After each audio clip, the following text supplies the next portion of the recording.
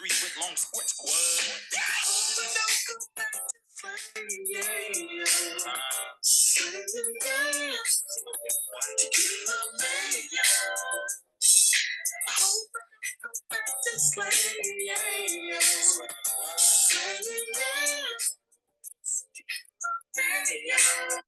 Listen, welcome back to the Homies Tribune, okay? It's me, Mike Gam as your host, talking to the homies. And of course, it wouldn't be right without the infamous red cup, okay?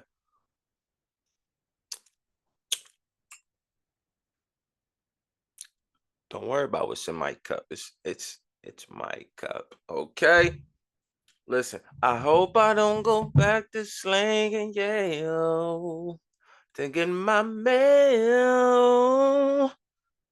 That's how you jobs got people feeling, man. That's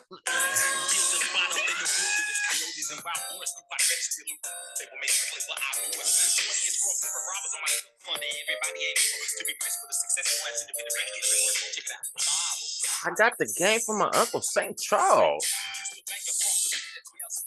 Smells more lynch.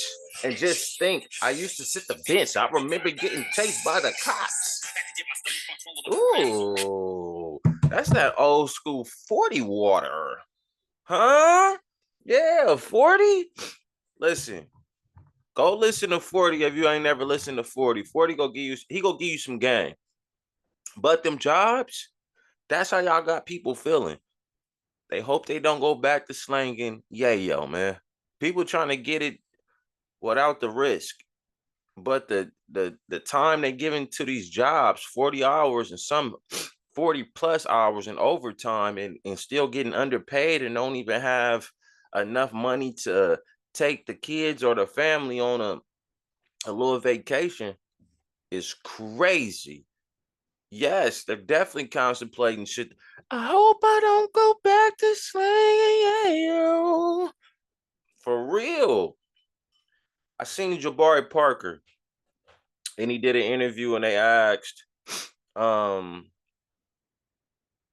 how was it playing overseas for your first year?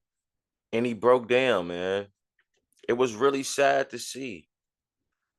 Now, we don't know specifically why he broke down, but we could kind of guess a little bit. If you don't know who Jabari Parker is a kid out of Chicago. Was a number one pick coming out of high school. Ended up going to Duke. Top, very high pick coming out of Duke. And he got injured in the NBA. And he kind of bounced around and really never really reached his full potential. And now he's playing overseas and he had a good year.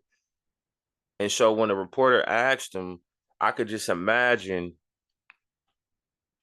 he been through a lot. Career almost ending injuries, people sleeping on him, and just think he was the number one pick at one point in time of his life. At one point, he had the world in his palm. Like he was that guy. Super slept on. It just show you could be somebody. You could be at the people praising you one day, and then the next day they forget about you.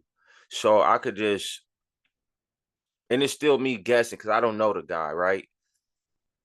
But just somebody asking him that, he really broke down, and it was like, fuck. It was sad to see. Like, it's Jabari Parker, man. He's a legend. He's one of them guys. If you don't know who he is, go look him up. Go check his resume. See how dope he really is. He's amazing. I just want to say, Jabari, hold your head, man. Keep your head up. And to the NBA, go get our boy back. Let him finish off his career back in the NBA where he supposed to be. Like, go do that, please. Can we do that? Can we do that? Please. I know it's a business, but can he still play? Absolutely. I I think we throw the players away too fast. They human. They human. They're human. And I just don't feel bad you had that moment, Jabari. It made everybody relate to you. It made everybody, mourn in the heart for you, man. Keep your head up. Keep doing what you're doing. You'll be back in the NBA soon if that's what you want to do. But all praise to you, brother. We're moving right along. Go look him up, though. Go check him out. Is Steph, I seen this on Gil podcast. Is Steph a generational talent? They say no. Well, I'm not gonna say they. Gil said he's not a generational talent. I'm, I'm kind of 50-50 there because, it's going to be a lot of people like, what? Oh my God, it's Steph Curry. Oh, I get it. I get it. But I also get what Gil was saying. When you think of generational talent, this is something that is God gift. It's, it's, it's something that you like, oh my God, like it's LeBron James coming out of high school. It's Magic Johnson, seeing it's KD. It's these little things. Can Steph shoot the hell out the ball? Absolutely. But can you work on that? Absolutely. So though it's almost like a catch-22 because you want to say, man, Steph Curry is the best shooter that you ever will see in your life. But Steph has a great work ethic opposed to KD, who just 6'10, 6'11, handle the rock, play inside, play out. LeBron James, 6'10, 6'9, 6'10, 6'9, what up in there, can handle the rock, pass, you know what I'm saying? It's that's God's gift. That's something you just born with. That's something you just born with. So I'm kind of 50-50 on that. Honestly, I'm 50-50 on it. Is he a generational talent? Because I'm also like, will we ever see another Steph? Like, soon as he cross half court, Steph is one of those you gotta guard him. He might pull it. He might not pull it. I'm just saying, he's like that. He's one of them. He's one of them guys, definitely. But is he a generational talent? That's the question. I is listen, I'm 50-50 on this. So if somebody could get in the comments and just give me an opinion and maybe persuade me one way, but I definitely got what Gil was saying. I get it. What Steph has, you could work on. The things that somebody like LeBron had or Magic had, it's God's gift, man. It's guy came out the womb like that. It's generational talent. Even although he keep getting hurt, Zion it's a generational talent. Generational. It's generational. Somebody could argue D Rose is generational talent. Somebody could argue that. I'm talking about prime D Rose, Chicago Bulls, Memphis. Listen, different. Simeon, high school D Rose, different. He's different. Now I want to get into something. When I get them listen, when I put them glasses on, it's serious, okay? And this is no knock, because I like Brandon Jennings. But I thought that boy lost his mind. Brandon Jennings, and I quote, Steph Curry is better than Allen Iverson. Westbrook is better than Allen Iverson. James Harden is better than Allen Iverson. Then he added insult to injury. He sprinkled seasoning on it and said, "Bad back T Mac." Let's have a moment of silence for Brandon Jennings. Okay. Now, can Steph shoot better than AI? Absolutely. But if you're looking for somebody that could do a little bit of everything, AI is by far the better athlete. It's not even close. Listen, it's not even close. Steph can shoot the hell out the ball.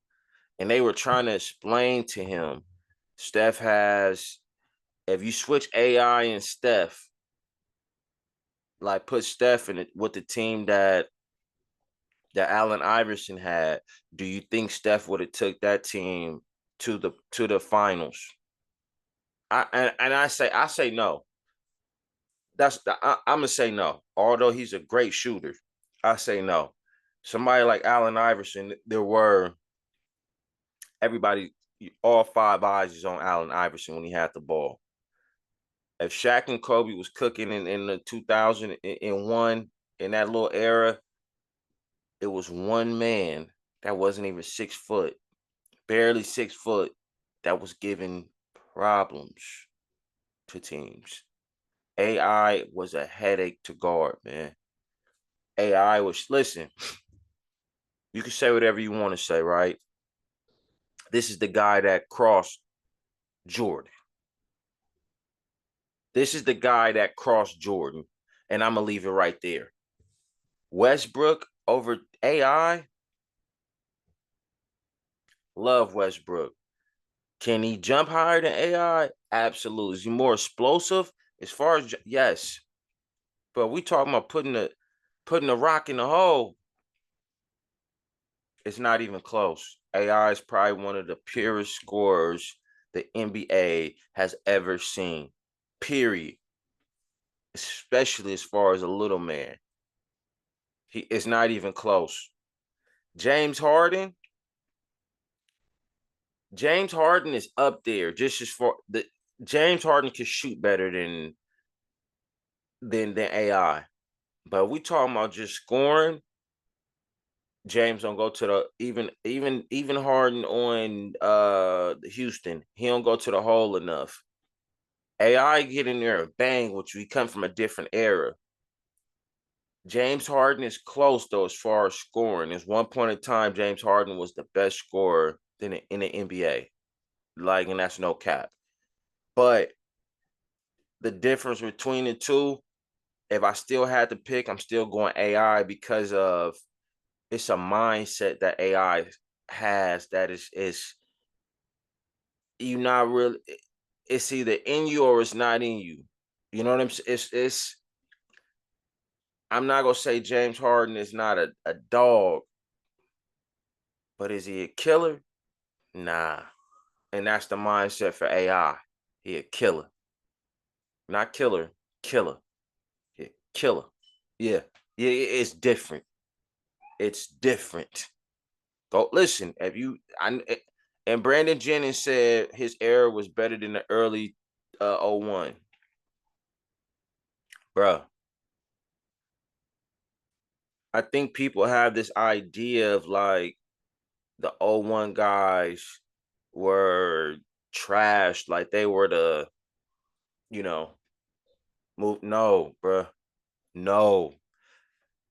Better yet, just go look at the All-Star games. Go look at that. I want to say that's 01, 01 or 2000 when AI won the MVP, whatever year that is. Go look at that All-Star game. And then go look at the All-Star game. I think Brandon Jennings is like 2000 in 2000 and what 15 somewhere up in there. Go look at their best All-Star game. And then go compare it to the 01, that 2000 All-Star game when Marbury and AI was going off. And I will put that class up against anybody. I mean, again, to this day, they're still saying the 96 class is the best class ever ascended out of the NBA. Like, What are we talking about here, bro? We're not talking about no 1950 players. No, we're talking about the people that was ha ha like they were like ball, like bro. Those guys could come to this era today and ball out. It ain't much of a difference, bro. The difference is that they shoot a little bit more in this era. They take more threes. That era, they're doing everything. They're going inside, they're going outside, they're shooting middies, and they're trying to embarrass you at the same time. Then to disrespect T Mac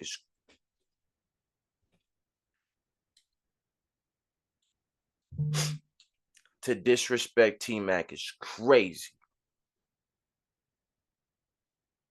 To disrespect T Mac was James Harden. If you respect James Harden, T Mac was James Harden before James Harden.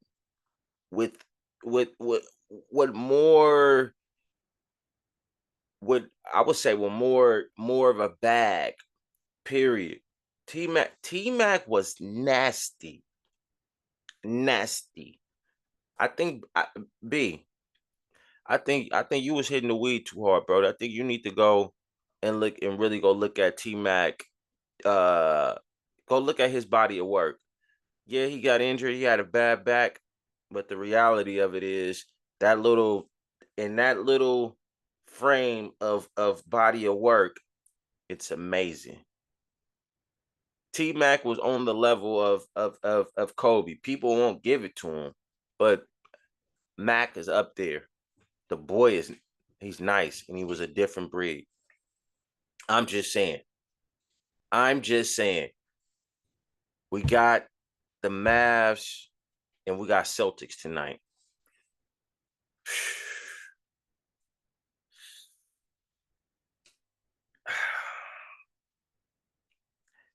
I don't want to make a listen. Kyrie's coming for blood. He hates Boston. He has something to prove. But on the other hand, I really feel if Jason Tatum, if he don't get a ring right now, it's over. That little run that Boston go on, it's like I would say Boston is like the Niners of the NBA. Hold on, Niners fans, relax, calm down. And what I mean by that, before y'all won the championship, it was a it was a build up every year. Y'all get right there, y'all right there, and then y'all lose, and you got to do it all over again. That's what Boston reminds me of. They always get right there, and they fall short. And they fall short. So this could be the year, but at the same time, it's gonna be Kyrie has to have an amazing game, man. Amazing because somebody told me this. What's my boy name? What's my boy name from Boston? What's Jaylen Brown? Jaylen Brown is the Luka stopper. He puts Luka in cuffs. Game one is about to set the tone. I think Kyrie might go for 50 tonight. Porzingis coming back, he might mess up the flow of the team. He might mess the flow up of the team.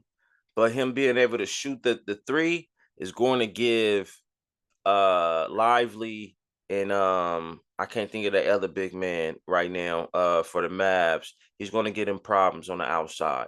It should be a hell of a series though. Game one.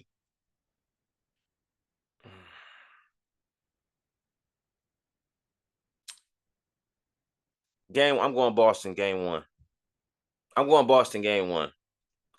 Well, listen, I'm going Boston game one. It could go either way, but I'm going Boston.